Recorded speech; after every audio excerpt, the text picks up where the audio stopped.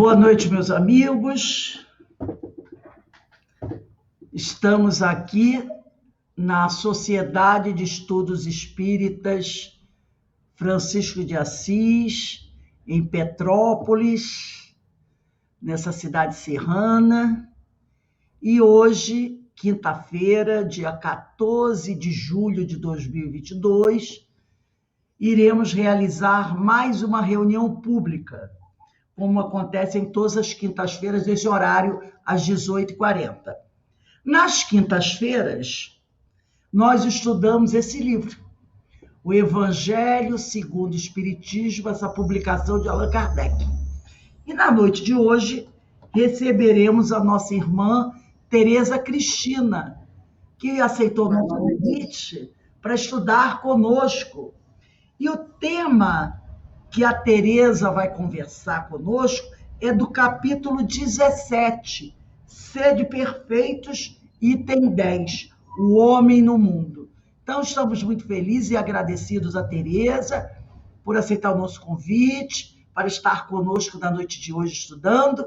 Mas antes de iniciarmos a nossa reunião, nós vamos pedir à nossa irmã Denise para fazer a leitura do preparo e depois a prece. E, Tereza, você tem até 7h30, tá bom? Para fazer as suas considerações. Denise, a palavra está com você. Obrigada, Rose. Boa noite a todos. A leitura da noite de hoje está no livro Ceifa de Luz, de Francisco Cândido Xavier, Emmanuel. E o que nos coube essa noite é a lição 13, Na Gleba do Mundo.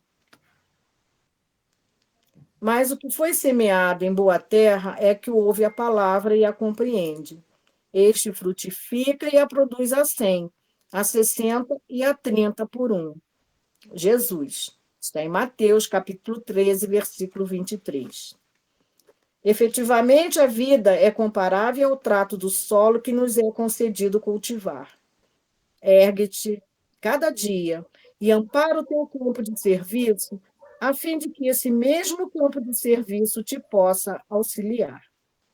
A sementeira é a empreitada, o dever a cumprir, o compromisso de que te incumbes.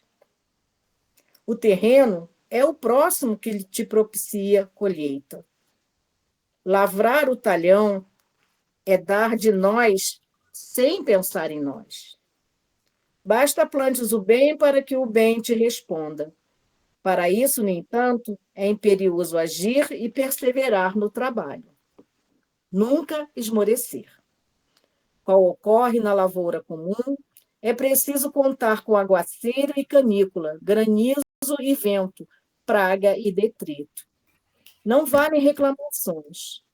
Remove a dificuldade e prossegue firme. Acima de tudo, importa o rendimento da produção para o benefício de todos.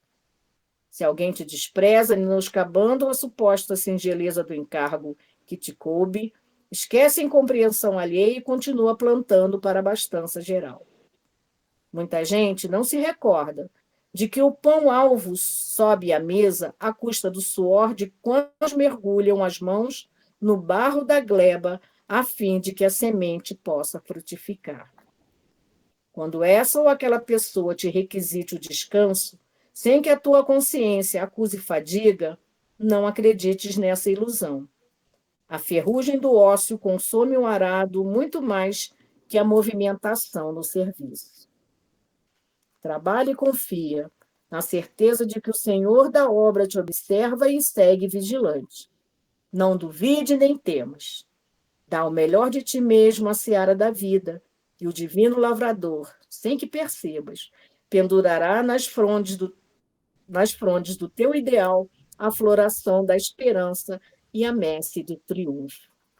Então, gratos ao nosso Pai Celestial, de infinito amor, infinita misericórdia, e pedimos, Senhor, sua permissão para iniciar o estudo de hoje, envolvendo nossa querida irmã Tereza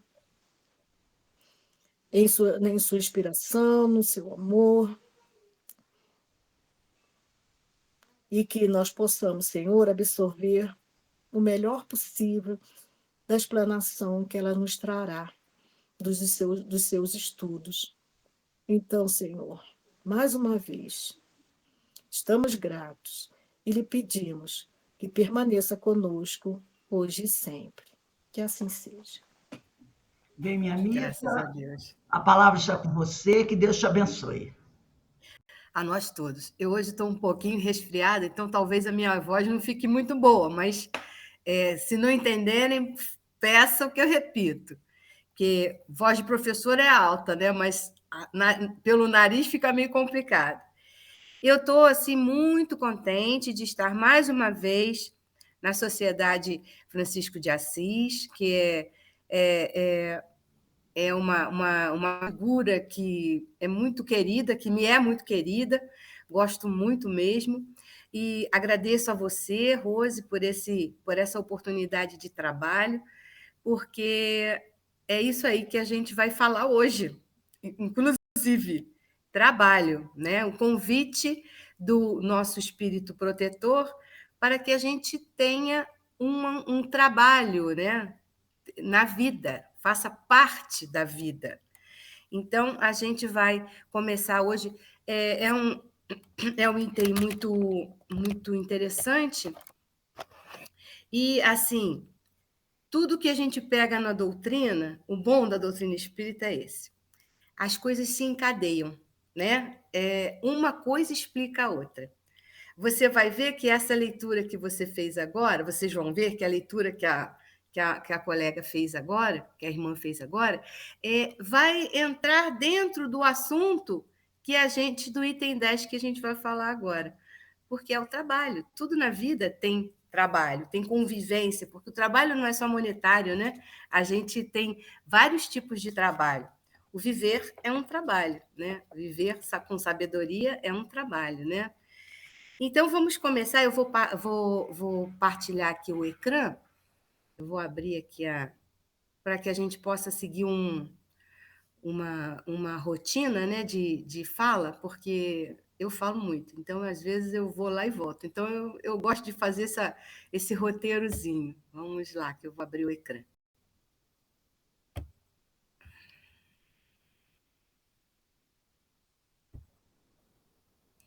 Peraí, não, essa aqui ainda não. Ok. Ele foi? Ainda não. Deixa eu ver se ele vai agora. Tá difícil hoje. Acho que eu abri errado. Deixa eu voltar lá.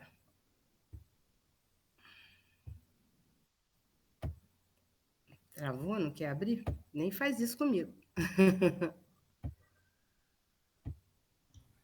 É essa televisãozinha que tem em cima, compartilhar o ecrã. Não, pois é, compartilhar o ecrã. Estou nela. É que o meu computador está muito pesado.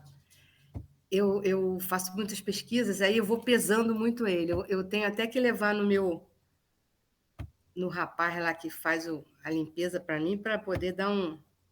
Tá vendo? Ele não está querendo abrir aqui. Ah, meu Deus, meu Deus, meu Deus.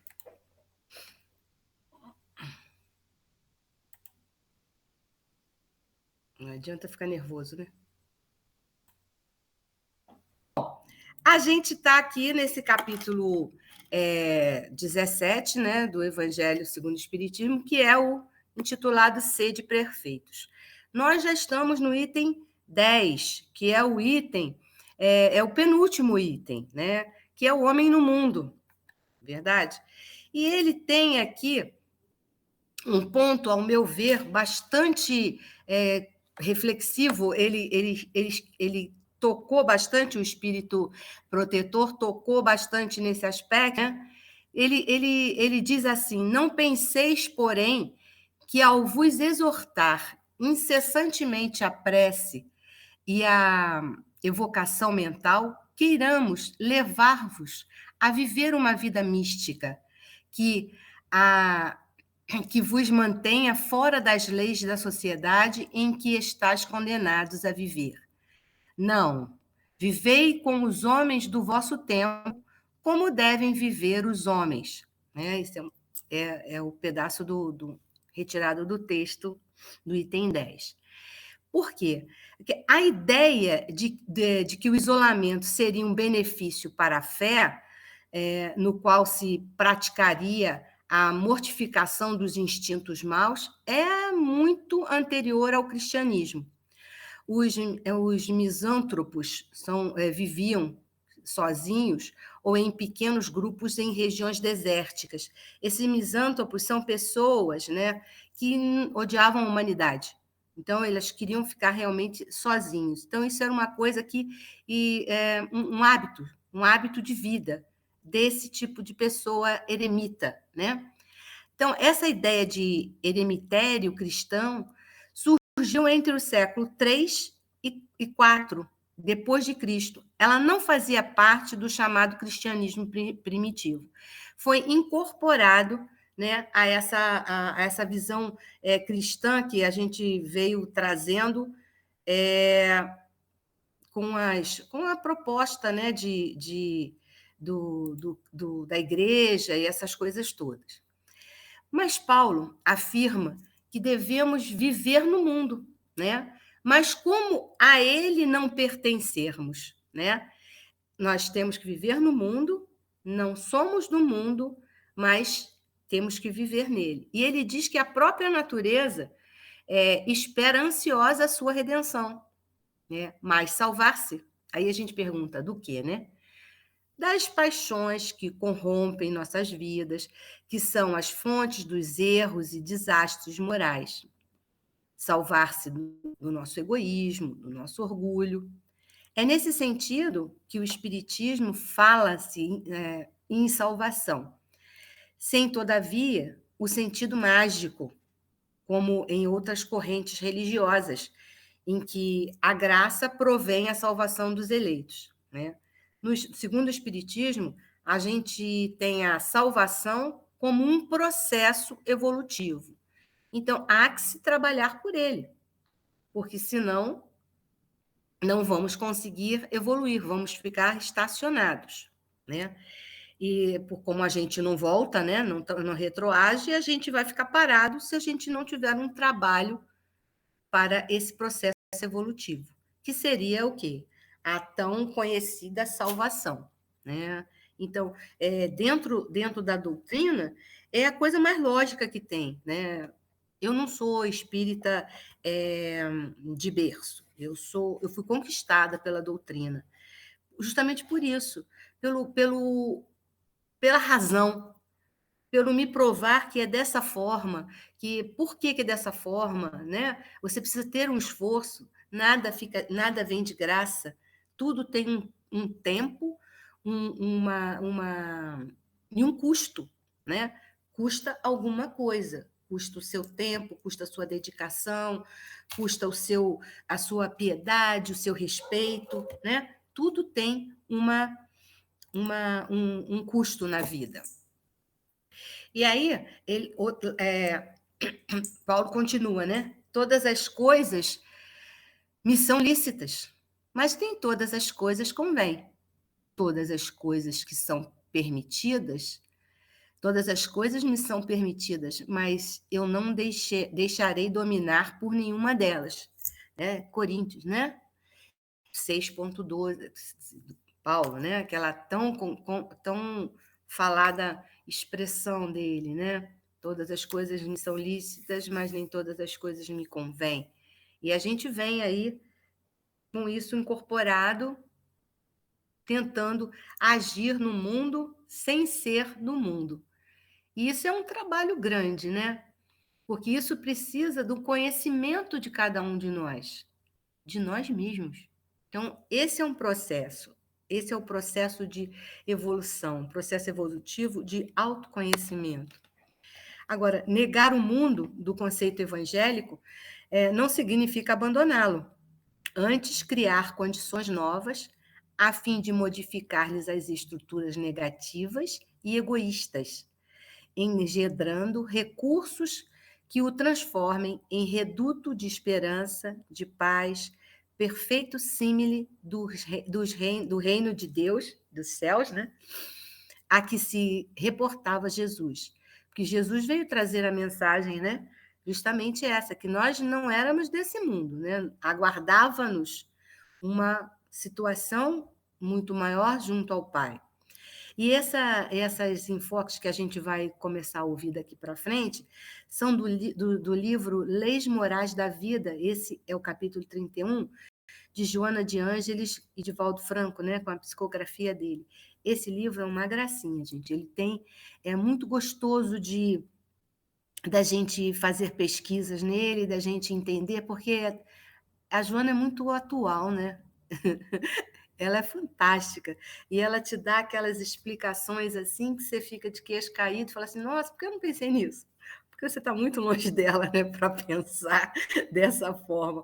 Mas é a clareza das informações que ela nos traz. Eu gosto muito de pesquisar Joana. Joana é fantástica. E aí ela diz isso, que negar o mundo do conceito evangélico não significa abandoná-lo, antes criar condições novas a fim de modificar-lhes as estruturas negativas e egoísticas. Quer dizer, isso aqui depende de quê? Depende de nós. Por isso, essa preocupação do homem no mundo. Porque antes, lá no item 3, eles colocaram o homem de bem. Então, eles já estavam ensaiando, dentro do ser de perfeitos, né?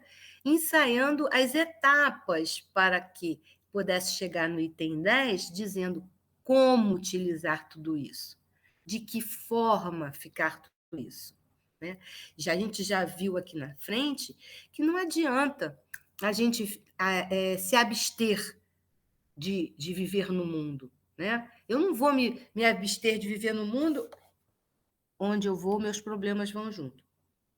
Se eu não os resolver, não adianta. Então, fugir é egoístico. É se negar às condições de transformação.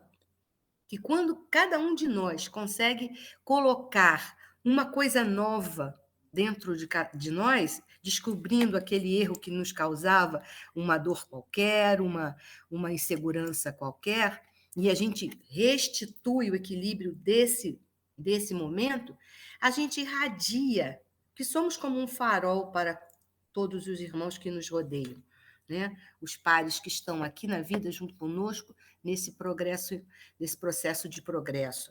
Então, a gente precisa um do outro, porque eu aprendo com os meus erros, mas aprendo com os erros do outro, e o outro aprende com o meu erro. É um feedback constante.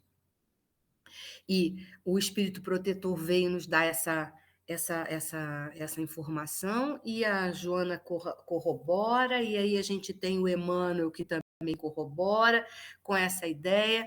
A nossa leitura hoje também falando em relação a trabalho, ou seja, não podemos parar.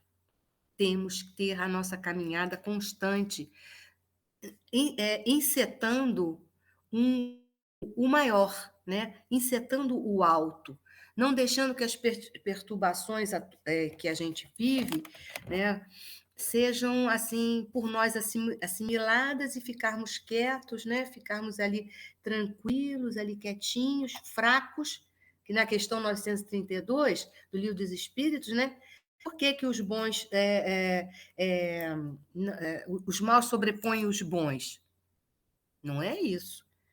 É que os bons lá, né, são fracos e tímidos. Por quê? Porque os maus são intrigantes, é aquela coisa audaciosos, gostam da propaganda. E, sem dúvida nenhuma, se a gente conseguir vencer as nossas inquietações, a gente vai conseguir transmitir mais segurança aos que nos rodeiam.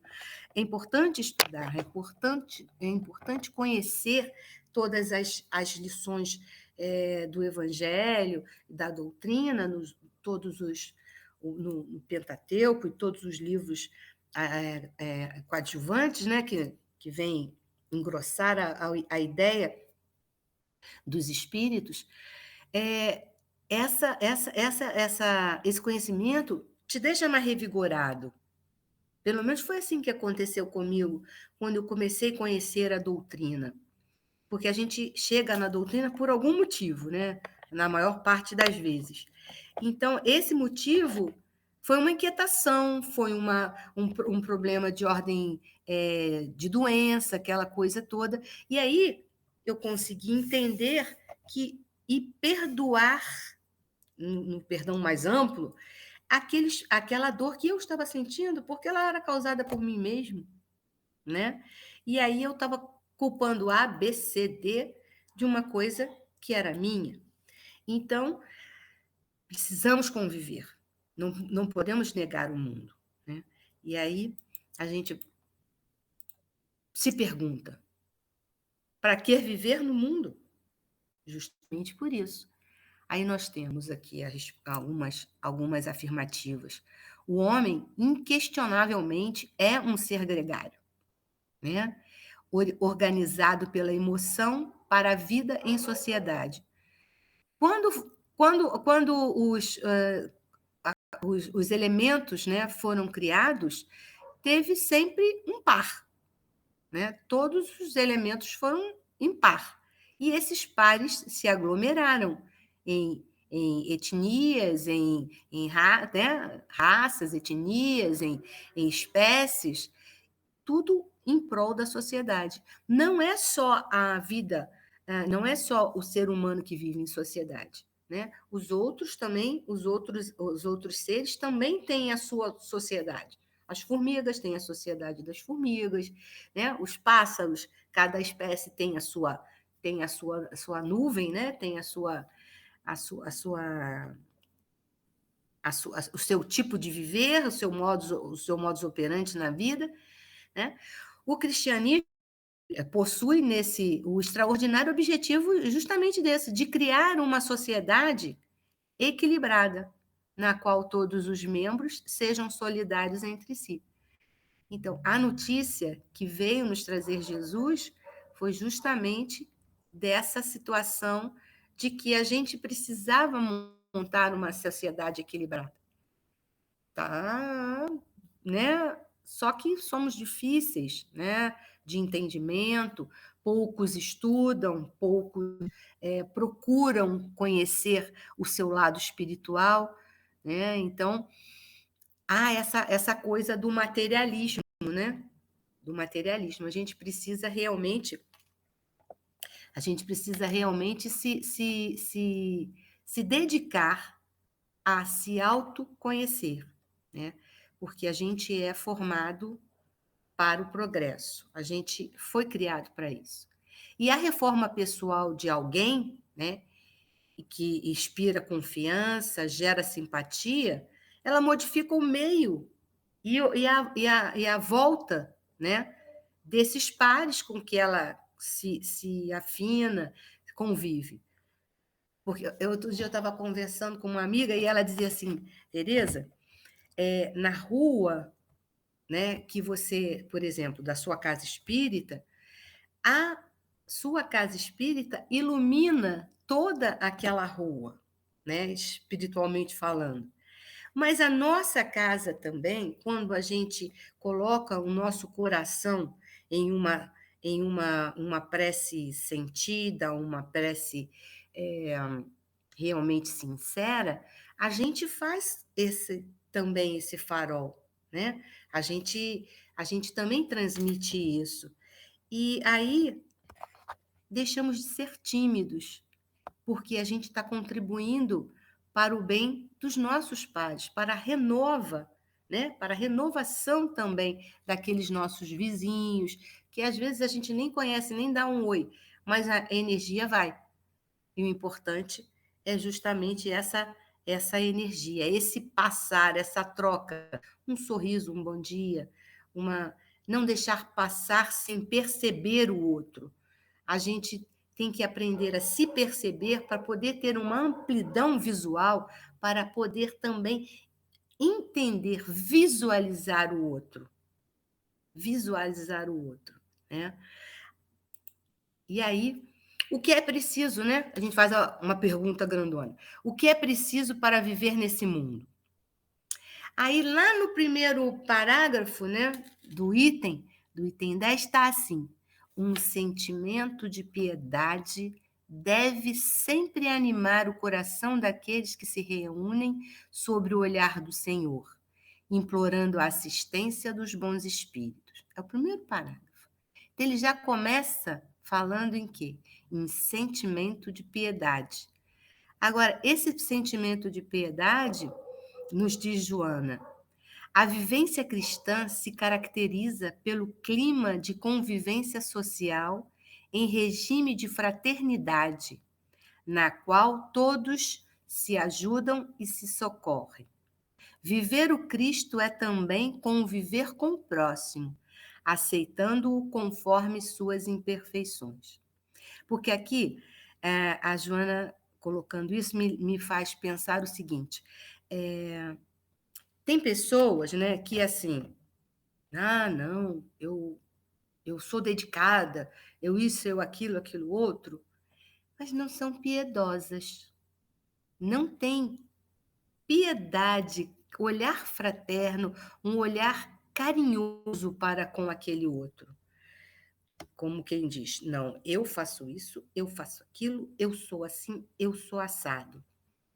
Aí deixa de ser uma pessoa que está utilizando para o bem, né, para o progresso, para uma assistência maior, porque aí ela está um pouquinho desvirtuada daquilo, daquilo que as orientações dos espíritos nos chegam.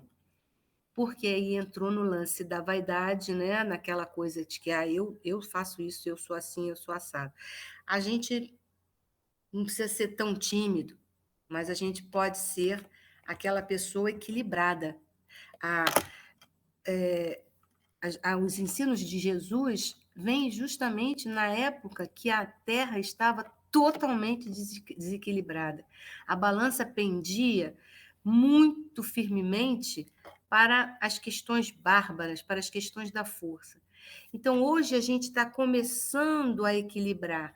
Veio a doutrina espírita justamente para dar as noções dos espíritos, calma, equilíbrio, vamos ter bom senso, vamos ser piedoso, vamos olhar com o coração, animar as pessoas que estão à nossa volta, vamos ser positivos, né?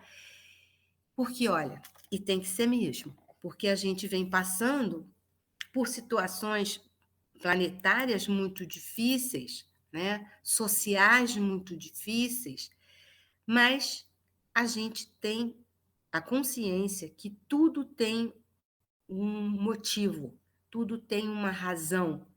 Então, se você tem essa fé, né, que nada mais é do que uma vontade, né, bem forte, uma vontade construída na razão, você não vence a sua tarefa de progresso. Aí eu pergunto, né? Como eu devo me comportar nesse mundo? Né? Como cada um de nós deve se comportar nesse mundo? Aí lá no item 10 também tem um parágrafozinho que fala assim: purificai, portanto, os vossos corações. Não deixeis que pensamentos fúteis ou mundanos o perturbem. A gente ultimamente tem visto coisas assim escabrosas. Mas a gente tem que olhar, pedir a Deus que possa amparar esses espíritos perturbadores e que essa ação que eles praticaram ali não nos atinja de modo a que a gente ceda a nossa energia para a veiculação dessa energia ruim. Então, ele diz, continuando o parágrafo, ele diz assim: elevai o vosso espírito para aqueles a quem chamais, a fim de que eles possam, os espíritos, né, que a gente tenha mais afinidade, encontrando em vós as disposições favoráveis, lançarem em profusão as sementes que devem germinar os vossos corações. Ou seja, não estamos desamparados mesmo. Eles aqui estão nos afirmando isso. Então, eles dizem assim, né? Onde que eu estou? eles possam encontrando em vós as disposições favoráveis, ou seja, a gente tem que ter a guarda, né? O nosso espírito favorável para que as sementes lançadas pelo alto venham germinar em nossos corações, para neles produzir os frutos da caridade e da justiça. Para viver, né, no mundo é preciso disciplina, é preciso trabalho, é preciso disciplina. Então, se a gente tiver um equilíbrio, porque eu, por exemplo, a gente pode, vamos a um churrasco. Ué, podemos ir no churrasco. Podemos ir, não podemos ir? Só não podemos o quê? Transformar aquela ida num hábito constante. A gente pode participar para não ser uma pessoa chata, uma pessoa fora do nosso ambiente, mas não necessariamente fazer daquelas participações um hábito, fazer uma constante, né? Eu posso ter trabalho, posso ter 2 televisões, por exemplo, uma no meu quarto e uma na sala. Isso é uma questão de supérfluo. Para que 2? Eu trabalho, né? Eu tenho um recurso, eu faço por onde? Então, eu posso ter no meu descanso, assistir um filme, assistir uma reportagem, uma coisa qualquer, deitado na minha cama. Isso não é uma coisa que você vá fazer por supérfluo, por jogar fora. Eu posso deixar uma para quando chegar uma visita, passar um filme aí na Netflix, um negócio qualquer, né? Ver um filme espírita. As coisas estão no mundo, foram dispostas no mundo material para que fossem usadas realmente. Mas a parcimônia é realmente a coisa que nos faz ter um balanço, né? Ter um equilíbrio. Então, voltando lá, para viver no mundo é preciso disciplina, fazer um balanço do que é mais importante para nós, quais são nossos objetivos e o que devemos fazer hoje para alcançar esses objetivos. Estabelecer prioridades. Se temos a vontade de lutar contra nossas más paixões, é preciso conhecer-nos analisando o nosso comportamento. Então, quando a gente fala de disciplina, eu posso até trazer um exemplo, um exemplo que a gente, dentro da doutrina, fala toda a vida, de Emmanuel, quando ele sugeriu a Chico aquelas 3 disciplinas, né? Ele estava se referindo ao trabalho mediúnico, né? Setorizando o comportamento do Chico, assim, de forma a dar o devido espaço para cada objetivo. Porque Chico fazia 500 mil coisas por dia, né? Ele tinha muitas tarefas. Então, já pensou se ele não tem disciplina? Na vida, organização, essa disciplina é organização. Então, o Chico fez como? Estabeleceu, assim, metas que jamais seriam levadas a cabo se ele não estabelecesse o devido espaço, assim, para cada coisa, para cada atividade.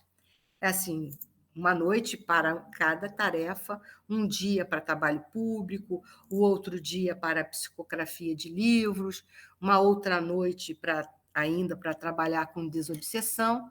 E assim, né, foi organizando a vida dele. Ele tinha tempo para trabalho assistencial, para estudo, para visitas, para leitura de lazer, para o momento até de ouvir música. Quer dizer, a gente não pode também, por exemplo, a gente é dedicado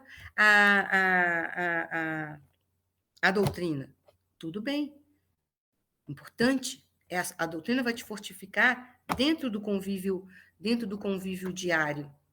Mas a gente tem que ouvir uma música, a gente tem que bater um papo com os amigos, a gente tem que se confraternizar, a gente tem que dar um amparo a alguém, um ouvido para alguém que precisa às vezes só de um ouvido, a pessoa não quer nem que você fale alguma coisa, só quer mesmo que te ouça, que você a ouça, quer desabafar. Você tem que participar do mundo, né, para poder ajudar. Então, esse disciplinar de forma que a gente tenha tempo para tudo, é cuidar de todas as prioridades, para que todas elas possam ser levadas a efeito, né? Para que todas elas sejam feitas. Porque o dia é grande. É que a gente, às vezes, fica com preguiça de fazer algumas coisas. Ou então se dedica demais a uma coisa em detrimento de outra. Então, não é porque a gente tem essa visão que a gente vai esquecer do resto. A gente não pode abandonar a vida. Isso é negar o mundo, entendeu? Ah, eu não tenho tempo para nada porque a casa espírita me absorve, eu tenho que fazer isso, eu tenho que fazer aquilo, eu tenho que fazer aquilo. Calma, vamos delegar tarefa, vamos dividir, porque antes da casa espírita tem a sua casa, tem a nossa casa. Então, a gente tem tarefas dentro de casa. Porque, às vezes, eu tenho companheiros que, às vezes, ficam com a saúde debilitada, de tanto que se dedicam. Não estou criticando. Eu estou só colocando o fato de que a gente, como diz Emmanuel, disciplina, disciplina, disciplina. Há hora para tudo. Porque a gente tem que participar do mundo no mundo, né? De forma geral. Essa foi a preocupação do espírito protetor ao nos dar esse item 10. Porque, querendo ou não, às vezes a gente gosta tanto, se dedica tanto, que às vezes tende o prato da balança para um lado. E o equilíbrio é o fundamental. Na questão 909 do Livro dos Espíritos, a pergunta é: um homem sempre poderia vencer suas más tendências utilizando seus próprios esforços? Aí eles respondem: sim, e às vezes com pequenos esforços. O que lhe falta é vontade. Ah, como são poucos os que se esforçam entre os homens. Essa vontade a gente pode entender com uma concentração de forças. Então, a gente tem que juntar as nossas forças, e agora, nesse mundo cada vez mais difícil, para poder viver no mundo. Porque tem que ter vontade, porque essa vontade é coragem. Essa vontade é concentração de forças. E aí, o item 10 continua. Fostes chamados ao contato de espíritos de natureza diversas, de caracteres antagônicos. Não melindreis a nenhum daqueles com quem vos encontrastes.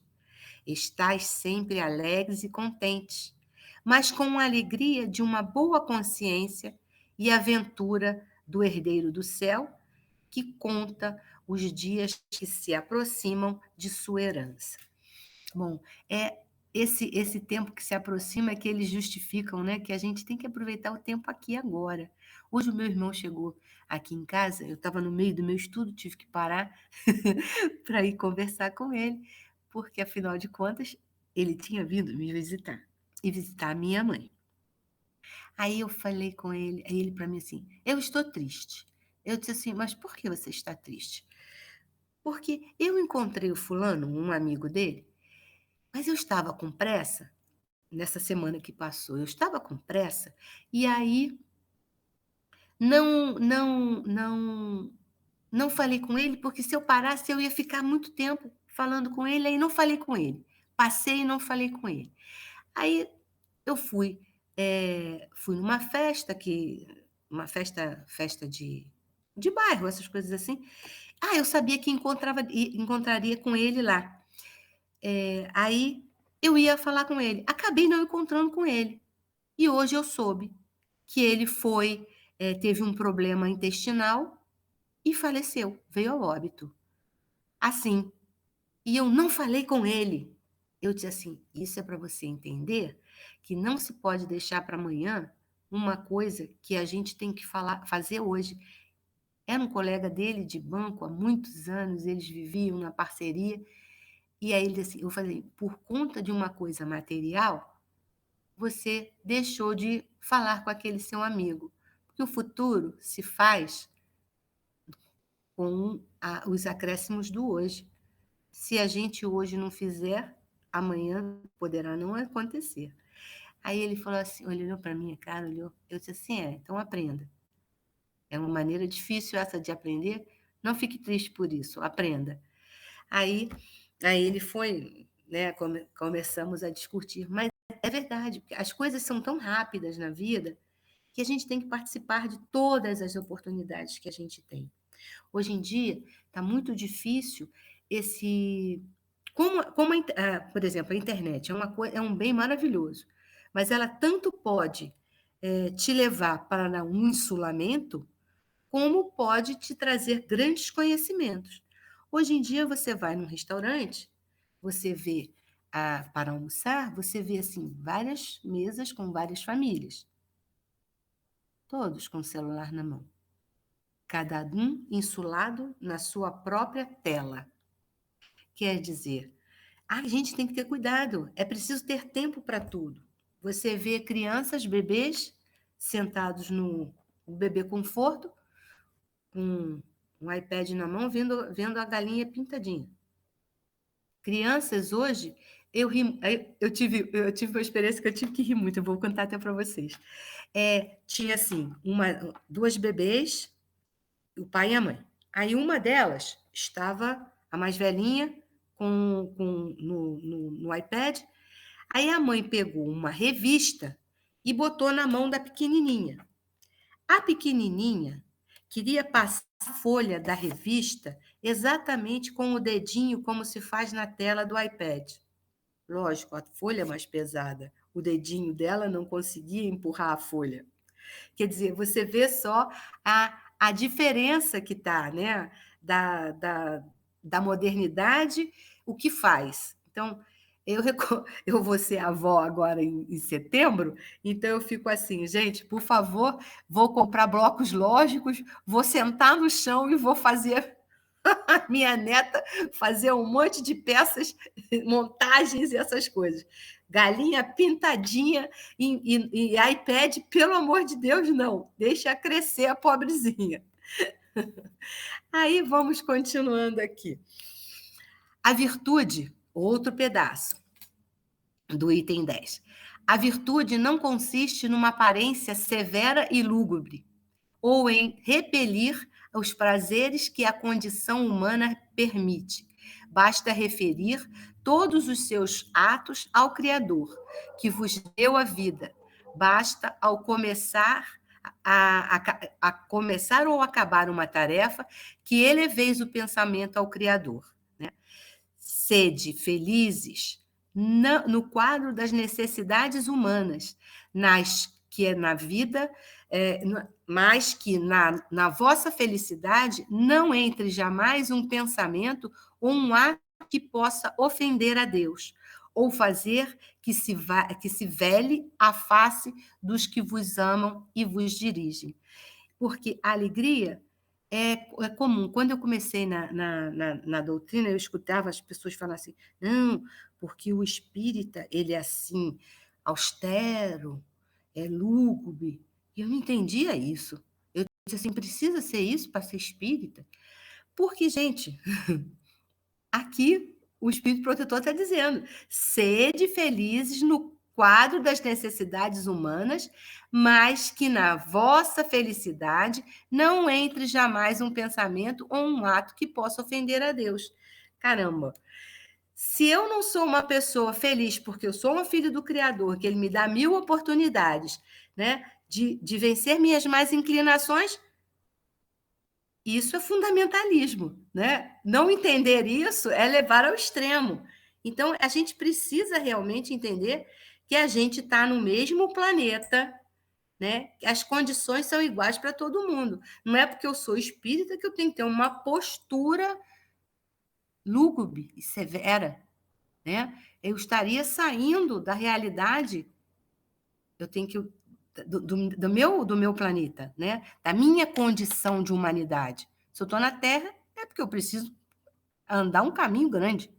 Então, todos que estão ao meu lado estão do mesmo jeito.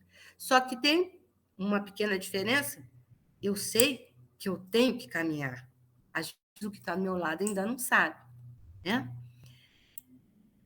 A perfeição, outro pedacinho. A perfeição, como diz o Cristo, encontra-se inteiramente na prática da caridade sem limites, pois os deveres da caridade abrangem todas as posições sociais, desde a mais ínfima até a mais elevada.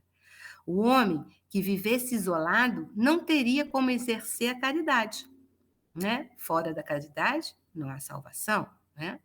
Somente no contato com os semelhantes, nossas lutas mais penosas, né? Nas lutas mais penosas, ele encontra a ocasião de praticá-la. Aí Joana nos diz que o mecanismo de evolução, que os mecanismos da evolução utilizam-se do trabalho como meio de disciplinar a vontade, domar os instintos, devolver a razão e sublimar os sentimentos. Viu? A gente tem que trabalhar nesse processo aí, do nosso caminho. Aí, nós temos aqui a bênção do trabalho. Eu vou ler para vocês aqui, é um poema, né?